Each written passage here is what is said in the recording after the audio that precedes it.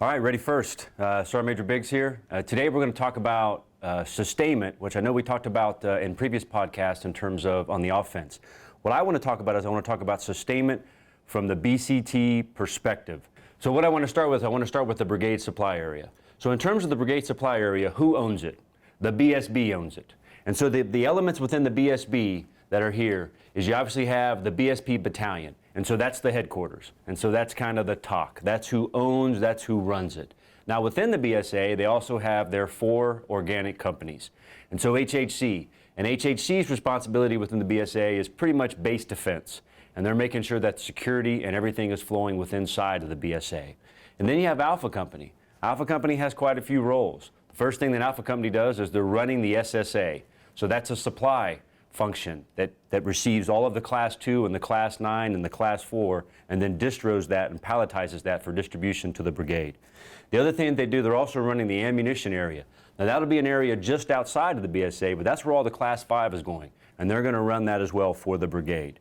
You then have Bravo Company. Now Bravo Company's role within 501st is to provide the internal maintenance to the BSB battalion, but they also have additional recovery assets if that is needed forward, and they also have a set of mechanics that can be pushed forward or can work on equipment that happens to be brung all the way back to the BSA. And then, of course, you have Charlie Med.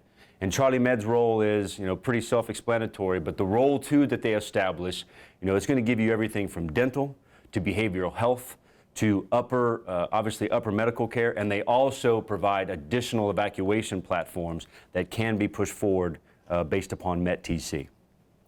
And so that's kind of the 501st piece. But every battalion in the brigade has a piece within this BSA. All of your supply sergeants and your supply clerks, this is where they're going to be at. And so as the CSSB pushes our logistics support into the BSA, their job is to go to the SSA and to pull out everything with your UIC on it. Anything that's Class 2, Class 4, Class 9 parts. That's obviously very important in terms of maintenance readiness. The other piece that you're going to have in here, that's where your field feeding teams are going to be located. And so they're going to be cooking all of your Class 1. Each of you are going to have an S1 and an S4 rep here. The S4 rep, somewhat self-explanatory in terms of kind of overlooking the logistic aspect, but it's also he or she is tied in with the SPO to ensure that the log stats are being pushed from the battalion, received, and that what you need forward is being consolidated and that somebody is listening. And then the S1 rep, their role is very important because the PHA, which is the personnel holding area, is also established in the BSA. Well, what that means to you is that's your replacements. And so if you don't have representation there to gather your replacements when they're ready to be pushed forward, you're never going to receive that casualty or that replacement from the rear echelon. So that's kind of your general oversight of what goes on within the BSA. And then we'll talk a little bit about when the CSSB goes in. But I just needed everybody to kind of have that understanding of what that role is. Because everybody just thinks that's this big, huge conglomerate and no one's really in charge. Well, I would tell you that Colonel Baker and Sergeant Major Lee are in charge, but you all have a role within inside there. All right, so the next thing we're going to talk about even a little bit deeper, sustainment at echelon, all right? And so what you have where? So we already talked about a little bit in terms of the BSA and what you as an organization potentially will have in the BSA. And this is also straight out of the TACSOP. And then we've even broken it down a little bit into the squadron, because the squadron is a little bit different because they're sometimes going to be pushed much forward, and maybe sometimes was the wrong word. They're always going to be pushed forward of the brigade. And so sometimes their elements are going to need to be split differently between the field trains, the FTCP at the BSA, and the combat trains, the CTCP, which is your battalion level element. So since we kind of already covered the field trains, let's talk about the combat trains. Now that's your battalion level, so that's the CTCP. And so the things that you're going to have there is the HHC commander and first sergeant. So there's your split between leadership. So the FSC commander and first sergeant should be running their CPs out of the BSA, the field trains. And so that is where your supply clerks and your supply sergeants, that should be your link within your battalion where they're getting some connectivity.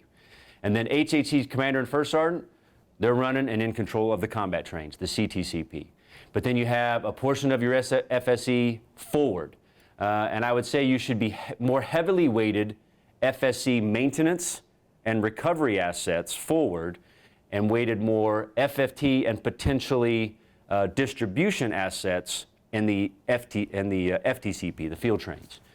And so inside of here, they talk about, you're going to have a one-day DOS of Class 1 and Class 5, always ready to go, ready to push for emergency purposes. And then breakdown of trailers, a water hippo. You have to think about the hippos, because as a brigade, we only have so many.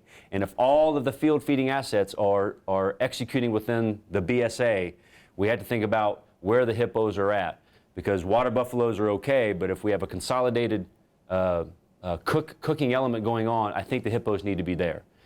Then your S1, S4 rep. So they're kind of running the inner workings of the CTCP, and the command control kind of goes to the HHC commander. Your unit maintenance collection point, very important, because really you don't want your your fixing being done any further rearward than the CTCP. I mean, yes, if you have to drag it back to the field trains due to a code out or something like that, that's great. But the further back you drag it, that just adds time to the process. And so the weighted majority of your maintenance assets should be at the UMCP. The maintenance control sergeant, maintenance control officer, and then obviously your aid station, your BAS. And that BAS has got to be ready to be executed as a forward aid station as well. And so that's your combat trains. That's run by your battalion. Your battalion owns that. Brigade 501st owns the FTCP, the BSA. You own the combat trains. So let's talk about your company combat trains, First Sergeant. What does that consist of? Well, you got a field maintenance team. Well, what is that? Well, really? That's probably a contact truck with a 91 Sierra and a 91 Bravo, and that's your maintenance contact team. So really, their role is to fix something that can be fixed on the spot. And I think in terms of the TACSOP, it's 2 hours. If it can't be fixed within 2 hours, then you're going to need to drag it back here to the UMCP. The other thing is, they should be assisting you in verification of 5988s. So as your platoon sergeants and crews are doing their 5988s, they're verifying those faults to determine whether that's a part that needs to be ordered or whether that's a function or a service that needs to be done, and at what level. He may recommend to you that, hey, First Sergeant, we need to just go ahead and drag that back. Obviously, your MEV is part of your combat trains. And then this wrecker piece, now that's METTC dependent, because we talked about there's only so many assets. And so they probably need to be weighted here unless METTC, what if it's an offensive operation? So as we're moving forward, it probably would be smart to have the wreckers as part of the company combat trains so that it expedites recovery as we're moving forward as a brigade. Oh, one important thing. First sergeants, task organizations and attachment and detachments. You're going to get a lot of those in the field as part of op board and warno changes. And so any of those elements that you don't, echelon down to the platoon level, such as engineer, prophet, MICO assets, you're going to want to put your arms around them and make sure that they're part of your company combat trains. So that's support elements at echelon. So I think that gives a good breakdown to first sergeants of, what you have where and how that's supposed to help you. All right. So the next thing we're going to talk about is we're going to talk about reporting. Okay. And so what is so important about all of this in terms of, and I keep saying first sergeants because I'm talking to you because you are the ones that are sustaining and maintaining the brigade. You are the managers of transition, and you are helping your company commanders manage transition because that commander is forward thinking in terms of enemy, in terms of capabilities, and in terms of his own organization. What you're paid to do as the senior non-commissioned officer of your organization is to help that commander manage those transitions by looking forward as to what's going to help sustain and continue to maintain the organization. That's very important because, that phase that we always talk about in every operation, which is consolidation and reorganization, first sergeant, you should already have known exactly how that's going to be executed, and you should be telling the commander. And we talked about that in depth when I talked about you own phase 4 of the op board paragraph. Okay. So let's talk about reporting. So in terms of the brigade TACSOP, battalions are required to send a log stat twice daily. Now all that log stat is really doing is confirming what is on hand. And that's in terms of class 7, so all of your equipment, and in terms of your other classes of supply. It's kind of confirming forward. And so that's why you see all of the battalions, they report, it goes to the battalion S4, who packages all those requirements. that package is sent to the support operations of the brigade. The support operations job at that point is to determine what is on hand. So what do we already have in the BSA, in the SSA? And so we don't need to request it. But if we don't have it on hand, then that's got to get pushed to the Sustainment Brigade. And then your SPO, he's having a log sync meeting every day with the Sustainment Brigade. They determine the assets that are needed and the requirements. That is sent to the CSSB, and then they push that into the BSA, and then that is received. And so that's the importance of that, because you see at echelon how far back that goes. Now, First Sergeant, your requirement, as far as I'm concerned, is just to make sure that your log request is sent. That's a little bit different than the log stat. The log request is by class of supply and by what need that you have. And you just simply need to send that. And your PACE plan is not the same as the log stat. So if we look down here at the PACE plan, the log stat is BCS3. So that's the function, the higher level function that requests and shows the status of supplies. Here's what's important about that BCS3. That BCS3, it's kind of like CPOF. It's shared by all. So once that request is done in and you see where your organization is in terms of Class 1 or Class 2, the Sustainment Brigade sees that at the same time. And so they're supposed to be also being proactive and helping to see what our needs are. Well, First Sergeant, you don't have BCS3, okay? So you have the JCR. That's how you've got to send your request in.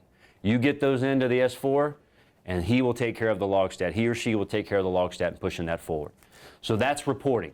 I don't want to go to it in great detail, but you just got to make sure that it's done, because the thing to remember is, at the moment you decide that you need it, it's probably going to be 72 hours before you see it. I'm going to flip over here to what we call the log clock, all right? Here's the important thing about the log clock, and I only put this up here, and this is also out of the tax op, as an understanding of why and how long it takes to get stuff, all right? So we look over here at the EAB convoy. It stands for Echelons Above Brigade Convoy. All right, so that is your CSSB that is pushing those elements or pushing those packages into the BSA. And so, you know, they've got to leave. There's a travel time based upon distance, you know, many kilometers. And then they hit the release point, which is the BSA. There's a time to download, and then they return back. And then there's a time that they, you know, same time they got there, they have to leave. And so you just have to think about the man hours that goes into that and how much rest is needed. And these are all, you know, estimates of how long it's going to take. So now within the BSA, right, so they receive these things. So the BSA is receiving the supplies. That's a big operation, right? Your supply sergeants are present. The S4 reps are present. You've got the FSC commander present because he's verifying parts that have come in. Alpha Company 501st is working very hard at this time, distributing things. You're building pallets based upon the packages that need to be ready to be pushed out. And that's where this load comes in. That's why it says 5 hours. It's a lot of time to push that package together, because you're talking ammunition, parts, you're talking, your FFTs are tied into that because they're building and timing how they're preparing their food and when that needs to be palletized and put into this package. And that all has to be ready at the same time, you know, not to meet or to exceed that timeline that you have to serve that Class 1 at the FLOT. And so that is all ready. And then we got some rest time in here. And then they travel, all right? So that convoy leaves the BSA, and we estimate 2 hours to get to the LRP, the logistics release point. And then 4 hours to download, and that's travel time, and that's you, First Sergeant, executing your LRP, your log pack. And then it's all got to come back. It's got to return back to the BSB. And then those soldiers within the BSA, they have to get rest. And oh, by the way, the BSA has to secure itself, so they may have a guard duty shift. So my point to this clock is, you don't just say, hey, I need batteries now. And First Sergeant, if you say that, you're not going to get batteries now. You may get them if it's on hand, but it could be 48, 72 hours.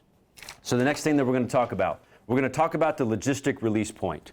So the logistic release point is where the logistic sync meeting goes. And so we're going to pause here just for a second, and I'm going to transition over to the whiteboard, and we're going to talk about the logistic release point and what your function and what your responsibilities and do-outs are to that, First Sergeant, and then we'll go from that logistic release point to your resupply operations at the company level.